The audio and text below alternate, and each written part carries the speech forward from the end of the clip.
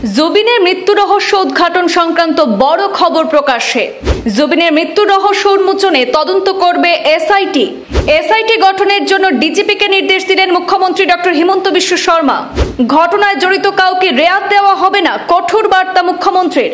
তদন্তের জন্য সম্পূর্ণ স্বাধীনতা দেওয়া হবে তদন্তকারী এসআইটি দলকে। জুবিনের মৃত্যু রহস্য উদ্ঘাটনের দাবিতে গুয়াহাটি উচ্চ আদালতে জনস্বার্থ মামলা দায়ের হয়েছে।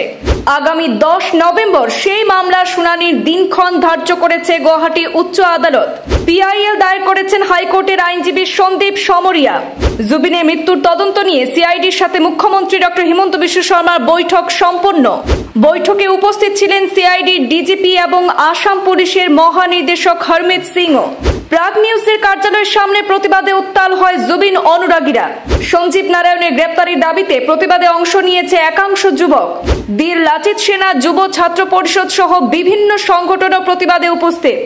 জুবিনের অকাল মৃত্যুর তদন্তের জন্য দিল্লিতে রওনা হয়েছেন সিআইডির একটি বিশেষ দল।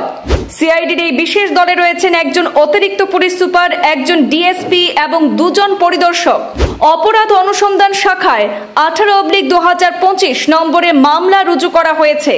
মরণোত্তর পরীক্ষার সময় জুবিনের দেহের নমুনা সংগ্রহ করা হয়েছে। দিল্লিতে থাকা ফরেনসিক ল্যাবরেটরিতে জমা দেওয়া হবে জুবিনের দেহের নমুনা। অত্যন্ত সংবেদনশীল জুবিন মামলায় রাজ্য সরকার আপোষ করবে না। দ্বিতীয়বার ময়নাতদন্ত করে তদন্তে গতি আনতে সরকার এবং প্রশাসনের তৎপরতা অব্যাহত।